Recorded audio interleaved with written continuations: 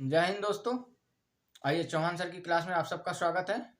और जो कोई भी इस क्लास में नया हो उस कंपटीशन गोल नाम से चैनल है, चैनल को सब्सक्राइब कीजिए, लाइक कीजिए और बहुत से लोगों तक इसको पहुंचाइए कि उनको भी ये यूजफुल उनको उनके लिए भी ये यूजफुल हो।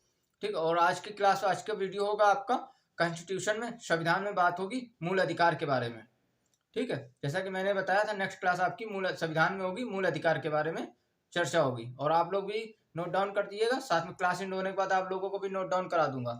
तो आइए चलते हैं, मूल अधिकार के बारे में चर्चा करते हैं। समय न वेस्ट करते हुए अपने क्लास में चलते हैं और मूल अधिकार के बारे में चर्चा करते हैं। पहले तो मूल अधिकार बताने से पहले हम आपको मूल अधिकार का इतिहास बताएंगे, फंडामेंटल राइट्स, ठीक है, कैसे आए, ठीक है, और कैसे आए, इनका थोड़ा सा इतिहास है, इसके बारे में जान लेते हैं। इसके बाद मूल अधिकार के बारे में चर्चा करेंगे। ठीक, आइए मूल अधिकार के बारे में। मूल अधिकार भारतीय संविधान के भाग 3 में अनुच्छेद 12 से 35 तक में उल्लेख किया गया है। मूल अधिकार का भाग 3 में अनुच्छेद 12 से अनुच्छेद 35 तक में विस्तृत उल्लेख किया गया है। ठीक, भाग 3 को ध्यानपूर्वक सुनिएगा, इंपॉर्टेंट है। कभी कभी एग्जाम में ये पूछ लिया जाता है कि भाग 3 किस भाग को भारत के संविधान का मैग्ना कार्टा कहा जाता है। तो भाग 3 को भाग 3 को भारत का मैग्ना कार्टा कहा जाता है। भाग 3 को भारत का मैग्ना कार्टा भी कहा जाता है, या भाग 3 में उल्लिखित मूल अधिकार को भारत का मैग्ना कार्टा कहा जाता है। भाग 3 में उल्लिखित विस्तृत या लिखित मूल अधिकार को भारत का मैग्ना कार्टा कहा जाता है। ठीक, अब आइए चलते हैं मूल अधिकार के इतिहास के बारे में। सर्वप्रथम मूल अधिकार का विकास सर्वप्रथम ब्रिटेन में हुआ था। मूल अधिकार का विकास सर्वप्रथम ब्रिटेन में हुआ था। ठीक, ब्रिटेन में हुआ था। ब्रिटिश सम्राट जॉन ने 1215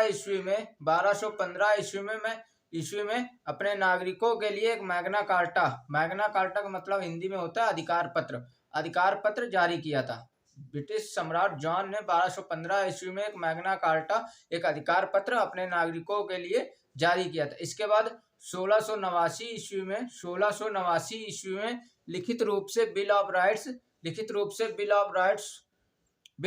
अधिकार पत्र में लिखित रूप से एक अधिकार पत्र में अपने नागरिकों को मूल अधिकार दिए जाने की घोषणा की। ठीक, इसके बाद 1791 ईस्वी में अमेरिका ने अपने संविधान में संशोधन करके एक बिल ऑफ राइट्स, जिसे अधिकार पत्र, घोषणा पत्र कहा जाता है, अपने संविधान में एक घोषणा पत्र बिल ऑफ राइट्स को जोड़ा, जो अमेरिका ने अपने नागरिकों को मूल अधिकार दिए जाने का प्रावधान रखा। 1791 ईस्वी में अमेरिका ने अपने संविधान में संशोधन कर एक बिल ऑफ राइट्स को जोड़ा, घोषणा पत्र को जोड़ा, जिसे अधिकार पत्र कहा जाता है, और अपने वहां के मूल नागरिकों को मूल अधिकार दिए जाने की घोषणा या प्रावधान किया। इसके बाद भारत में मूल अधिकार का विकास 1895 ईस्वी में संविधान विधेयक में मूल अधिकार दिए जाने का प्रस्ताव रखा, लेकिन अस्वीकार कर दिया गया। इसके बाद 1925 ईस्वी में श्रीमती एनी बेसेंट ने कॉमनवेल्थ ऑफ इंडिया में भारतीयों को कुछ अधिकार दिए जाने का प्रस्ताव रखा, लेकिन वो स्वीकार नहीं हो सका। इसके बाद मोतीलाल नेहरू ने 1928 ईस्वी में मूल अधिकार के लिए कुछ प्रयास किए, लेकिन वो सफल नहीं हो सके। इसके बाद 1927 ईस्वी में कांग्रेस ने मद्रास अधिवेशन में और 1928 ईस्वी में कराची अधिवेशन में, दोनों अधिवेशन में भारतीयों को कुछ अधिकार दिए जाने का प्रस्ताव रखा, लेकिन वो पारित नहीं हो सका। इसके बाद हुए दोनों गोलमेज सम्मेलन, दूसरे गोलमेज सम्मेलन में इसको अस्वीकार कर दिया गया था। इसके बाद 1945 ईस्वी में तेज बहादुर सप्रू, ध्यानपूर्वक सुनिएगा, ये पूछा भी गया। 1945 ईस्वी में तेज बहादुर सप्रू ने भारतीयों को उनके मूल अधिकार दिए जाने की वकालत की थी। तो क्वेश्चन ऐसे पूछा जाता है, एग्जाम पॉइंट से नोट हाईलाइट कीजिएगा कि किसने भारतीयों को मूल अधिकार दिए जाने की वकालत की थी। तो तेज बहादुर सप्रू ने 1945 ईस्वी में भारतीयों को कुछ मूल अधिकार दिए जाने की वकालत की थी। इसके बाद पटेल की अध्यक्षता में सरदार वल्लभ भाई पटेल की अध्यक्षता में, ठीक है, संविधान निर्माण होने के बाद सरदार वल्लभ भाई पटेल की अध्यक्षता में परामर्श समिति का निर्माण किया गया और उनको सरदार वल्लभ भाई पटेल को परामर्श समिति का अध्यक्ष बनाया गया। ठीक, संविधान निर्माण हो जाने के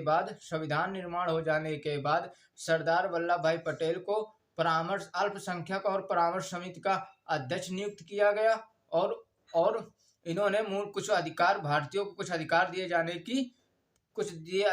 जाने का प्रस्ताव रखा तथा परामर्श उप समिति के अध्यक्ष जेबी कृपलानी ने भी भारतीयों को मूल अधिकार दिए जाने का प्रस्ताव रखा, जो कि प्रस्ताव पारित हो गया। तो किसके प्रयास से पारित हुआ? सरदार वल्लभ भाई पटेल परामर्श समिति के अध्यक्ष थे, इन्होंने भी भारतीयों को कुछ मूल अधिकार दिए जाने का प्रस्ताव रखा और उप समिति के अध्यक्ष जेबी कृपलानी ने भी भारतीयों को मूल अधिकार दिए जाने का प्रस्ताव रखा और इनके प्रस्ताव को स्वीकार कर लिया गया। ठीक, और जिससे भारतीयों को मूल अधिकार दे दिए गए। ठीक, और भारत में जो मूल अधिकार है ये अमेरिका के संविधान से प्रेरित है। भारत में जो मूल अधिकार ये हैं ये अमेरिका के संविधान से लिए गए हैं। ठीक, अमेरिका के संविधान से लिए गए। अब आइए चलते हैं मूल अधिकार के बारे में। मूल अधिकार भाग 3 जैसा बताया था, अनुच्छेद 12 से लेकर अनुच्छेद 35 तक में उल्लिखित किया गया है। ठीक, अब बात करते हैं आइए एक एक अनुच्छेद के बारे में चर्चा करते हैं। अनुच्छेद 12 आपका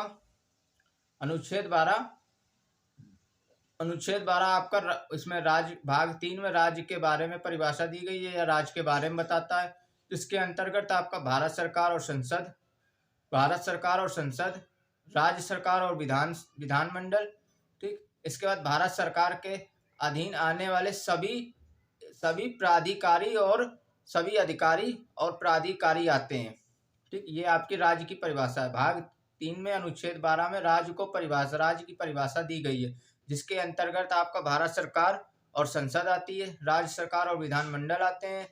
ठीक, और भारत सरकार के आने वाले सभी स्थानीय प्राधिकारी और अधिकारी आते हैं। ठीक, इसके बाद अनुच्छेद 13 को मूल अधिकारों का सुरक्षा कवच बताया गया है।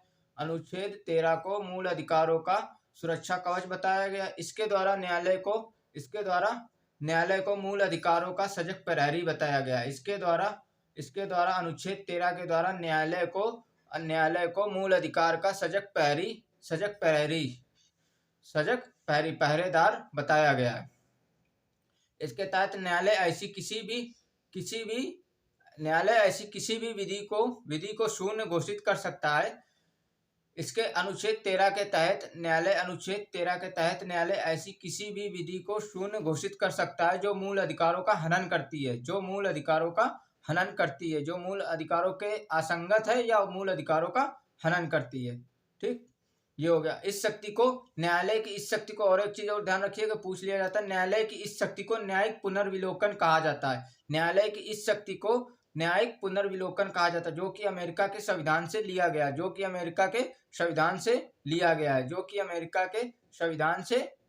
है। ठीक, इस शक्ति को न्यायिक पुनर्विलोकन कहा जाता है, जो कि अमेरिका के संविधान से लिया गया है। इसके बाद अनुच्छेद 13, अनुच्छेद 14 से 18 तक क्षमता का अधिकार है। अनुच्छेद 14 से 18 तक क्षमता का अधिकार है। अब बात करते हैं अनुच्छेद 14 में विधि के समक्ष क्षमता और विधि के समान संरक्षण अनुच्छेद 14 में वर्णित है। इसके बाद अनुच्छेद 15 में धर्म जाति लिंग जन्म स्थान वंश के आधार पर विभेद का प्रतिषेध है। धर्म जाति लिंग वंश के आधार पर विभेद का निषेध है। ठीक, इसके बाद अनुच्छेद 16 में लोक नियोजन में अवसर की समानता है। और एक पॉइंट एग्जाम पॉइंट्स करके हाईलाइट कीजिएगा, अभी हाल में पूछा भी गया था, पिछले साल लास्ट ईयर में एग्जाम में पूछा गया था, क्योंकि जो चल रहा ना EWS 10% आरक्षण, तो अनुच्छेद 16 के 4 में अनुच्छेद 16 के 6 में उल्लेख किया गया है कि आर्थिक रूप से पिछड़े वर्गों को आरक्षण का प्रावधान दिया गया है और ये प्रावधान 10% आरक्षण का अतिरिक्त प्रावधान दिया गया, जो कि इसका उल्लेख अनुच्छेद 16 के 6 में उल्लिखित है, जिसे अनुच्छेद 16 के 6 में उल्लिखित किया गया। अनुच्छेद 16 के 6 में क्या उल्लिखित किया गया कि ईडब्ल्यूएस आर्थिक रूप से पिछड़े वर्गों के लिए 10% का अतिरिक्त आरक्षण का प्रावधान किया गया है। आरक्षण का प्रावधान किया गया। और एक पॉइंट और उसको एग्जाम पॉइंट्स करके हाईलाइट कीजिएगा।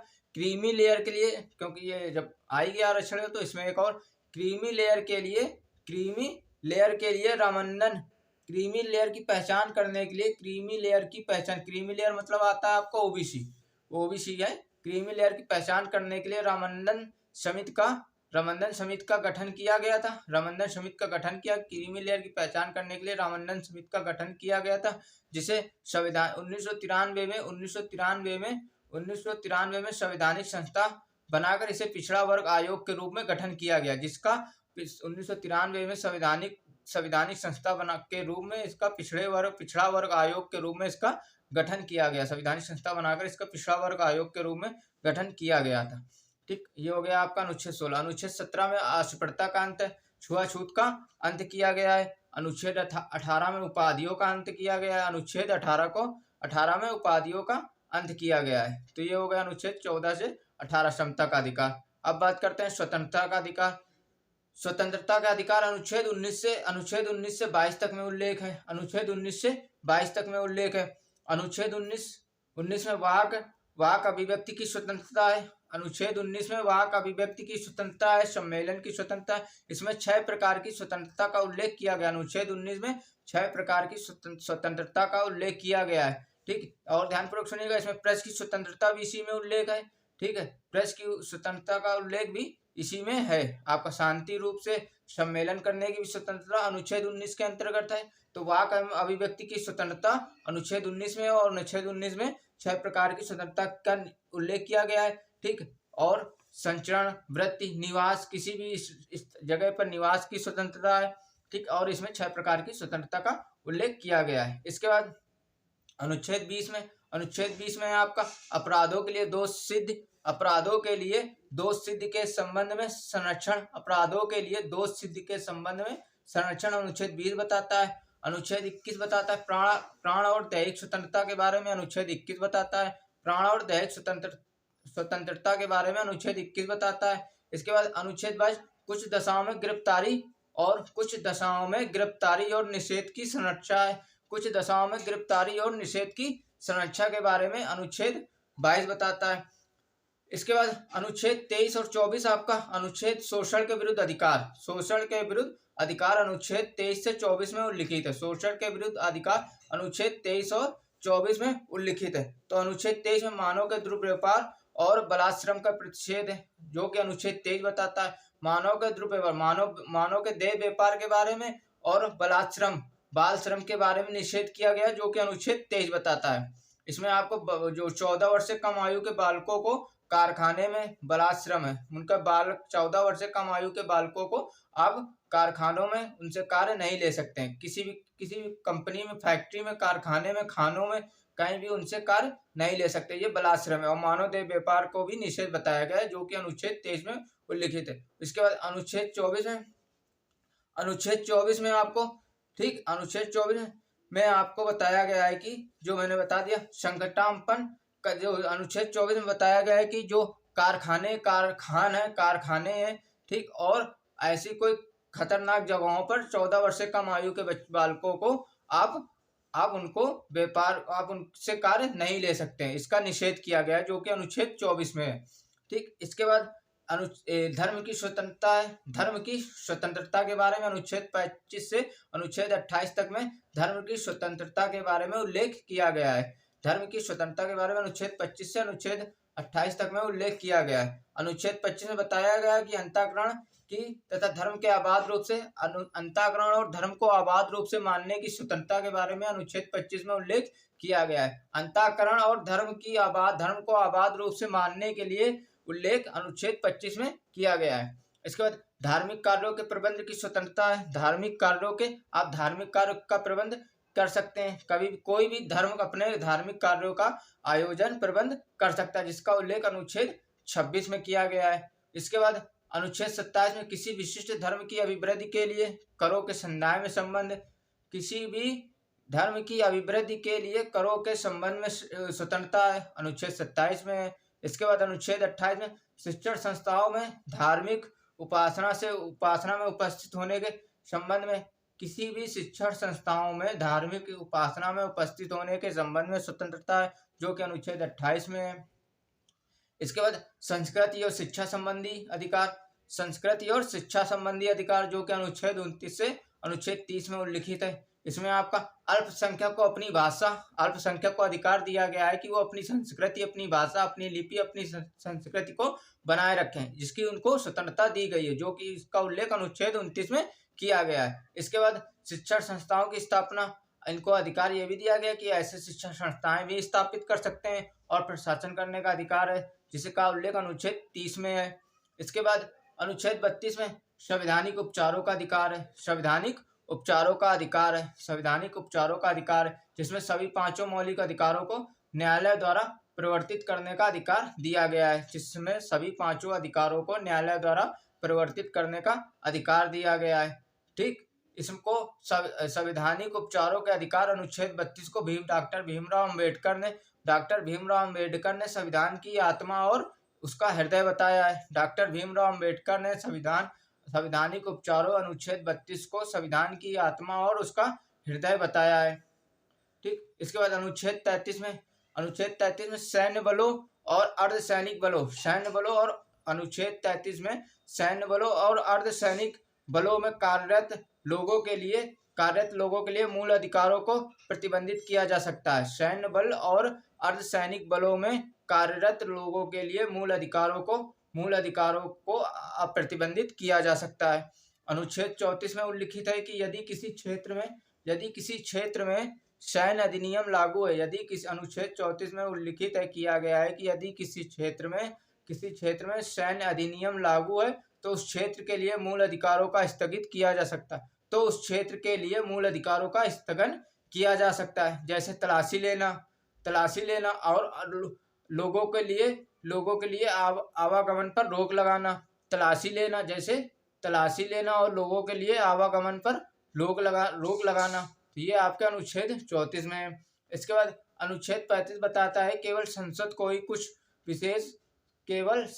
को कुछ विशेष मूल अधिकारों को प्रभावी बनाने के लिए कानून बनाने का प्रावधान किया गया है। केवल संसद को कुछ विशेष मूल अधिकारों को प्रभावी बनाने के लिए शक्ति प्रदान की गई है। अनुच्छेद 35 में उल्लिखित किया गया है कि केवल संसद को कुछ विशेष मूल अधिकारों को प्रभावी बनाने के लिए कानून बनाने के लिए शक्ति प्रदान की गई है। तो ये थे मूल अधिकार, और इसमें एक एग्जाम पॉइंट्स करके हाईलाइट करिएगा मूल अधिकार के बारे में। केशवानंद भारती बनाम केरल राज्य 1973 में केशवानंद भारती बनाम केरल राज्य 1973 में संशोधन कर संसद को अधिकार दिया गया है कि वो संविधान संशोधन में इसमें मूल अधिकार में संशोधन कर सकती है, लेकिन ध्यान रखें कि संविधान के मूल ढांचे को, आधारभूत मूल ढांचे में कोई परिवर्तन नहीं किया जा सकता है, और संसद को अधिकार दिया गया कि वो मूल अधिकार में संशोधन कर सकती है, लेकिन मूल अधिकार के मूल ढांचे में कोई परिवर्तन, आधारभूत मूल ढांचे में कोई परिवर्तन नहीं किया जा सकता। ये पूछ लिया जाता है, इंपॉर्टेंट पॉइंट है, ये पूछ लिया जाता है, लेकिन ध्यान रहे आधारभूत ढांचे में परिवर्तन नहीं हो सकता है। उसमें आपको जोड़ सकते हो, उसमें कुछ जोड़ सकते हो, लेकिन उसमें जो आधारभूत मूल ढांचा उसमें परिवर्तन नहीं कर सकते। तो ये थे मूल अधिकार के बारे में। ठीक है, नेक्स्ट क्लास आपको इसी के आगे राजनीति निर्देशक तत्व के बारे में होगी। ठीक है, और ध्यानपूर्वक सुनिएगा और नोट डाउन करते जाइए, नोट्स तैयार अपने करते जाइए। ठीक है, और अब क्योंकि अब तैयारी शुरू कर दीजिए, और ऑनलाइन भी क्लासेस मैं प्रयास करूंगा, ऑनलाइन भी क्लासेस चले, और आईएएस का भी एग्जाम आने वाला है। यूपी पीसीएस और एमपी पीसीएस का कैलेंडर आ ही गया था, जिसका मैंने आपको शॉर्ट डाल ही दिए थे, तो आप लोग देख लीजिए, और आप तैयारी शुरू कर दिए, अपने नोट्स बनाने लगिए, वीडियो देखते जाइए, लाइक कीजिए, सब्सक्राइब कीजिए, सब्सक्रिप्शन बढ़ाइए, लाइक कीजिए और शेयर करते जाइएगा। धन्यवाद दोस्तों।